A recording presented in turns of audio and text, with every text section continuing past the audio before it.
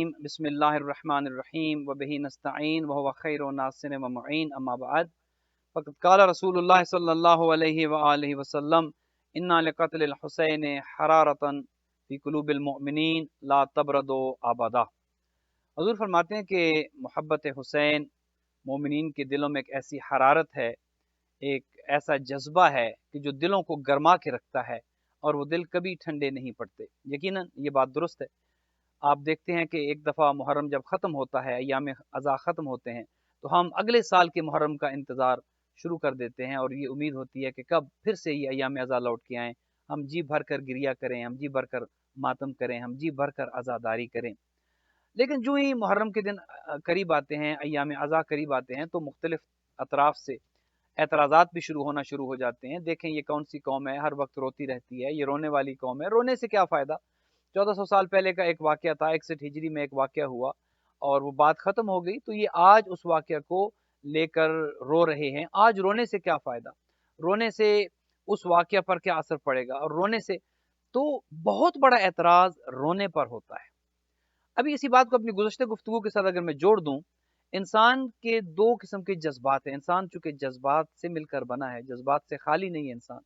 इंसान के अंदर दो तरह के जज्बात हैं, एक खुशी के जज्बात हैं और एक गम के जज्बात हैं। आप अक्सर देखते हैं कि जब इंसान किसी भी बात पर खुश होता है तो उसका चेहरा चमक उठता है, वो खुशी के दिन खुशी का इजहार करता है, अच्छा लिबास ज़ेब तन करता है, वो लोगों से मिलता है और खुशी और मसरत का इजहार करता है।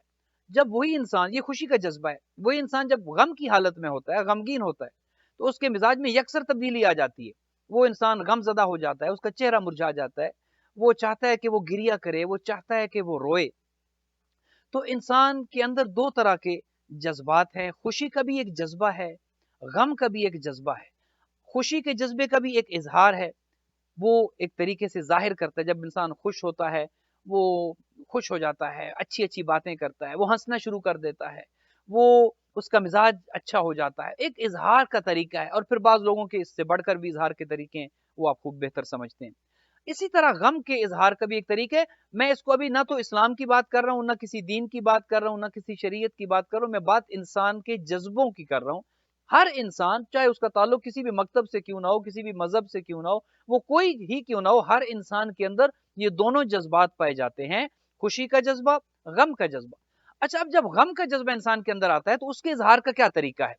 गम के जज्बे का इजहार बुनियादी तौर पर तीन तरीकों से होता है। सबसे पहला जज्बा इंसान के अंदर जो, ये जब गम की कैफियत होती है तो इंसान गिरिया करता है। ये एक फितरती अमल है। आप किसी इंसान को देखें, मुसलमान को देखें, किसी ईसाई को देखें, किसी हिंदू को देखें, किसी यहूदी को देखें, जो हालत गम में होगा, सबसे पहली बुनियादी जो एक निशानी है वो ये कि वो गिरिया करेगा, बेख्तियार उसकी आंखों में आंसू आ जाएंगे।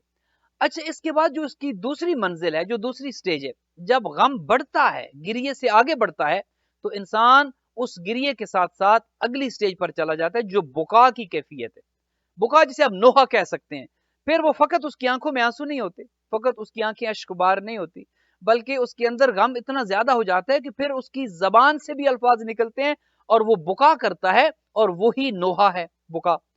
उसके बाद जब गम और बढ़ता है, गम की शिद्दत जब आती है, तो इंसान पहले मरहले में उसने गिरिया किया, दूसरे मरहले में उसने बुका और नोहा किया, तीसरे मरहले में वही इंसान जब गम बढ़ता है तो मातम करता है, अपने आप को जो है वो पीटता है, अपने सीने पर हाथ मारता है, अपने चेहरे पर हाथ मारता है, अपने सर पर हाथ मारता है। ये इंसान के अंदर एक जज्बा है कि जो फितरत इंसान में शामिल है, और इंसान उसका इजहार करता है। इसका ताल्लुक बुनियादी तौर पर, गिरिये का ताल्लुक, रोने का ताल्लुक इंसानी फितरत के साथ है। एक और चीज जो है वो ये है कि इंसान का रोना बुनियादी तौर पर जब फितरत में रखा गया है, तो मजलूम ही रोता है, जालिम कभी नहीं रोता। ये बात एक और आप अगर तवज्जो फरमाएं इस तरफ, कि जो जुल्म करने वाला है वो रोएगा नहीं, बल्कि वो खुशी का इजहार करेगा। और खुदा ने कुरान हकीम में जालिमों पर लानत की है, पैगंबर अकरम ने अहादीस मुबारक में जालिमीन पर लानत की है, और अमीरुल मोमिनीन ने तो अपने फरमान में, अपनी वसीयत में यहाँ तक फरमाया कि कूना लिज़्ज़ालिम खस्मन वलिल मज़लूम औना। अपने शहजादों को इस हद तक कहा कि हर जालिम के खिलाफ रहना और हर मजलूम के हामी व मददगार रहना, उसका ताल्लुक किसी भी मजहब से हो, किसी भी मकतब से हो। तो जालिम जो है वो बुनियादी तौर पर जुल्म करने के बाद گریہ نہیں کرتا. ظالم ظلم کرنے کے بعد اظہار مسرت کرتا ہے, خوشی کا اظہار کرتا ہے, اور مظلوم گریہ کرتا ہے. اچھا, چونکہ یہ گریہ انسان کی فطرت میں شامل ہے, اور اسی لیے قرآن نے بھی اس پر کہا کہ فَلْيَضْحَكُوا قَلِيلًا وَلْيَبْكُوا كَثِيرًا, کہ ہنسا کم کرو, رویا زیادہ کرو. خود قرآن حکیم میں اللہ سبحانہ و تعالیٰ نے رونے کو زیادہ کرنے پر جو ہے وہ انسان کی توجہ دلائی ہے کہ تمہاری زندگی میں ہنسنا کم ہونا چاہیے اور تمہاری زندگی میں گریہ رونا زیادہ ہونا چاہیے. اچھا, اب ایک اعتراض کیا جاتا ہے کہ رونا جو ہے وہ چلیں کسی ایسے کو آپ روئے کہ جو دنیا سے گزر گیا ہو. جب آپ یہ بھی کہتے ہیں کہ زندہ ہیں, زندہ و جاوید ہیں, تو پھر زندہ و جاوید کا ماتم کیوں کرتے ہیں؟ اس کا تعلق بھی فطرت کے ساتھ ہے. مثلا آپ یہ دیکھیے, ایک بچہ ہے 5 یا 7 سال کا, چھوٹا بچہ ہے, اس کی ماں کہیں گھر سے نکلتی ہے, کہیں جاتی ہے, شاپنگ کے لیے جاتی ہے, کسی کام سے جاتی ہے, ٹیچر ہے پڑھانے کے لیے جاتی ہے, تو وہ بچہ رونا شروع کر دے گا جب ماں گھر سے باہر نکلتی ہے. تو وہ بچہ, ماں زندہ ہے لیکن بچہ جب ماں کو گھر سے باہر جاتے ہوئے آنکھوں سے اوجھل دیکھے گا, فطرتی عمل یہ ہے کہ وہ بچہ گریہ کرے گا. اب آپ اگر یہ فتویٰ لگائیں, باپ اس بچے کو کہے کہ بیٹا رونا حرام ہے, کس کے لیے رو رہے ہو؟ وہ کہے گا ماں کے لیے رو رہا ہوں. تو کہ ماں تو تمہاری زندہ ہے, زندہ کو کیوں روتے ہو؟ وہ بچہ اور روئے گا. آپ اس بچے کو لاکھ سمجھائیں کہ ماں تمہاری زندہ ہے, زندہ کو نہیں رونا, وہ بات اس بچے کی سمجھ میں نہیں آئے گی. اس کی وجہ یہ ہے کہ رونا فطرت کا حصہ ہے. وہ ماں کے لیے روئے گا, اور اس کے رونے میں جتنا آپ اس پر پابندی لگائیں گے, جتنا آپ اس کو رونے سے روکنے کی کوشش کریں گے, اس کی فطرت میں رونا ہے, وہ زندہ کو روئے گا, وہ اپنی ماں کے لیے گریہ کرے گا, اور اس کا رونا بڑھتا چلا جائے گا, کیونکہ رونا فطرت میں ہے. ایک باپ اپنی بیٹی کو رخصت کرتا ہے, بیٹی کی شادی ہوتی ہے, آپ اسے کہیں کہ یہ تو خوشی کا موقع ہے, شادیوں پر کون روتا ہے؟ لیکن آپ سب نے دیکھا ہوگا کہ بے اختیار باپ کی آنکھوں میں آنسو آ جاتے ہیں, چونکہ فطرت میں ہے یہ, وہ چاہے یا نہ چاہے اس کی آنکھوں میں نمی آئے گی, اس کی آنکھوں میں آنسو آئیں گے, اس کی آنکھیں اشکبار ہوں گی, چونکہ حالانکہ بیٹی زندہ ہے. اب آپ یہاں پر فتویٰ لگائیں کہ زندہ کو کیوں رو رہے ہو, تو وہ یہی جواب دے گا کہ یہ اس پر میرا اختیار نہیں ہے, یہ ایک جذبہ ہے, اور وہ جذبہ میری آنکھوں کے ذریعے ظاہر ہو رہا ہے. بات کو آگے بڑھائیں. اگر کوئی ظالم ظلم کرتا ہے, مثلا کسی بے گناہ کو پولیس والوں نے پکڑ لیا, اب پولیس والوں نے اسے پکڑ کر مارنا شروع کر دیا, زد و کوب کرنا شروع کر دیا. آپ کو پتہ ہی ہے پولیس والے ہمارے ہاں جس طرح سے انسان کو ٹریٹ کرتے ہیں.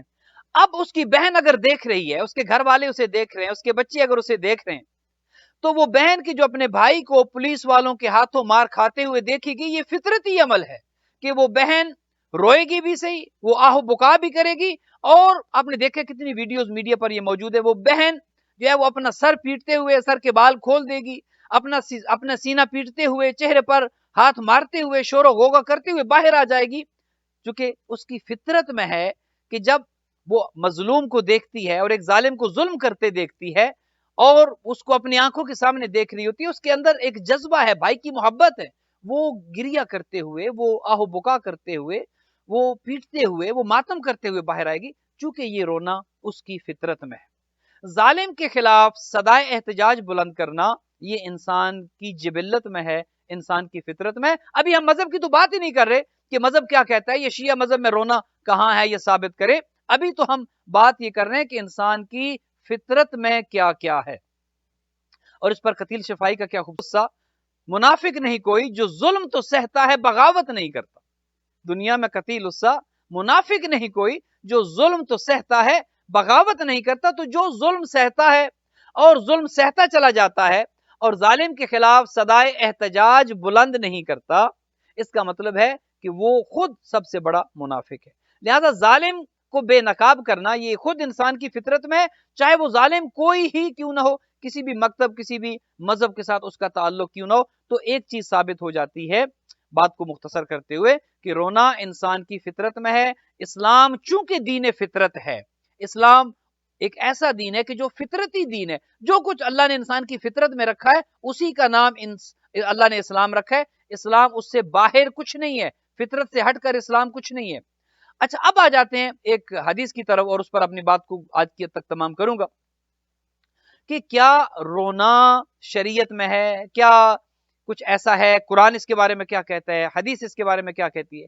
تو سورہ مبارکہ نساء میں احتجاج کرنا، رونا، گریہ کرنا، خود اس کے بارے میں اللہ سبحانہ و تعالیٰ نے سورہ مبارکہ نساء کی آیت نمبر 148 میں اس کی طرف توجہ دلائی ہے کہ لا یحب اللہ الجہر بالسوء من القول الا من ظلم، کہ اللہ شور و غوغا کو، ایسی اونچی آواز سے کچھ کہنا پسند نہیں کرتا مگر اس کے لیے کہ جس پر ظلم کیا گیا ہو، ظلم کے خلاف ہو کے کلام کرنا، ظالم کی جو ہے وہ مخالفت کرنا اور مظلوم کے حق میں نوحہ کرنا، مظلوم کے حق میں بولنا، مظلوم کی حمایت میں بولنا، یہ گناہ نہیں ہے۔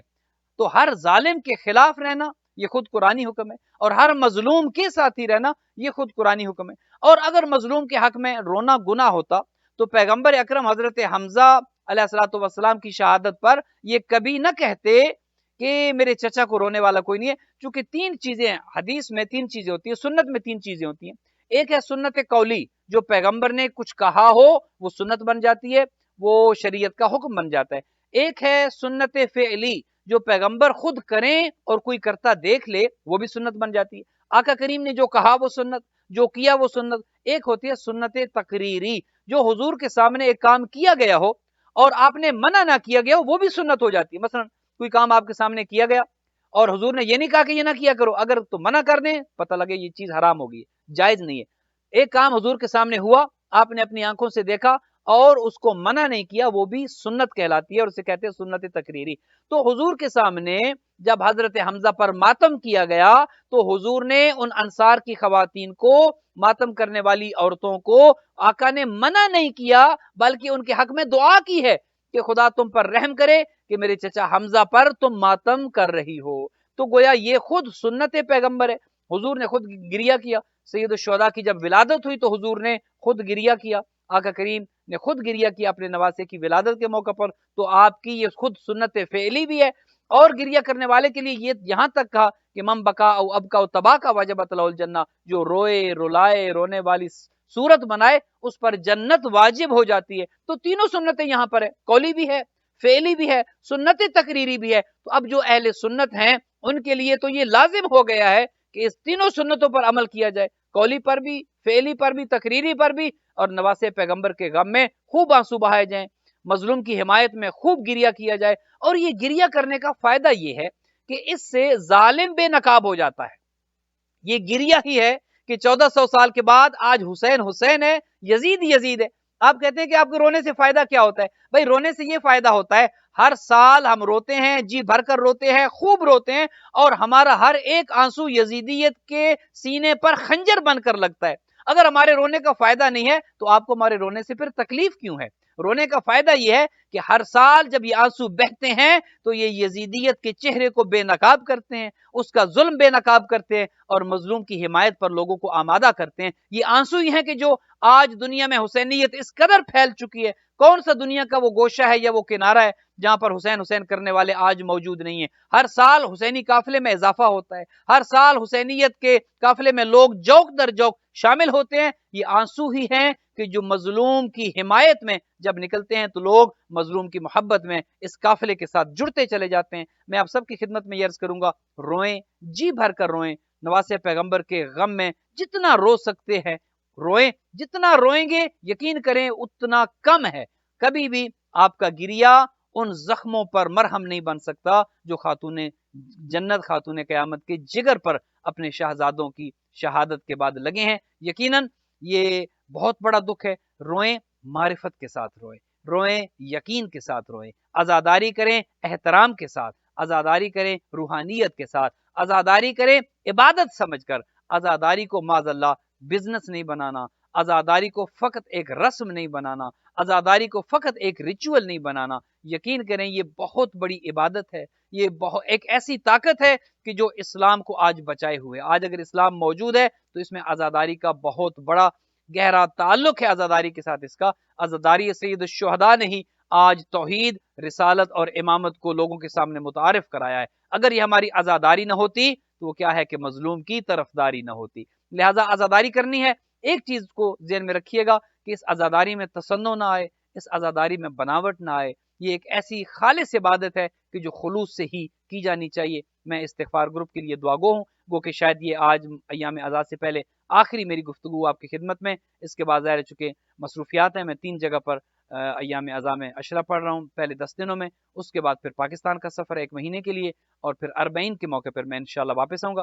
آپ سب سے دعاؤں کی درخواست بھی ہے، میرے حق میں دعا کیجیے گا، خداوند متعال ہمت دے، توفیق دے، اور بہترین انداز میں اہل بیت کے مکتب کی خدمت کر سکیں، تصنع نہ ہو، بناوٹ نہ ہو، ریاکاری نہ ہو، خدا عبادت کی توفیق دے، اور خلوص دل کے ساتھ اہل بیت کے مکتب کی خدمت کرنے کی خدا توفیق مرحمت فرمائے۔ میں آپ سب کے لیے بھی دعا گوں، استغفار گروپ کے جتنے بھی مومنین و مومنات ہیں جن گھروں میں یہ ذکر ہو رہا ہے، ہوتا رہے گا، جاری و ساری رہے گا، خدا آپ سب کی آزاداری قبول کرے، آپ کے گھروں پر رحمت برکت نازل کرے، آپ سب کو خدا طول عمر دے، رزق میں اضافہ ہو، صحت و تندرستی ہو، بیماریوں کا خاتمہ ہو، آپ سب کے مرحومین کی خدا مغفرت فرمائے، اور آزاداری سید الشہداء کو ہماری نسلوں میں جاری و ساری رکھے، ہماری نسلوں میں کبھی بھی کوئی ایسا پیدا نہ ہو کہ جو آزادار نہ ہو، جو ماتمدار نہ ہو، جو نمازی نہ ہو، جو روزہ دار نہ ہو۔ خداوند متعال آپ سب پر، استغفار گروپ کے منتظمین، خدمت گزاران، ڈونرز اور معاونین سب کے احوال پر خداوند متعال رحمتیں اور برکتیں نازل فرمائے۔ بہت بہت شکریہ۔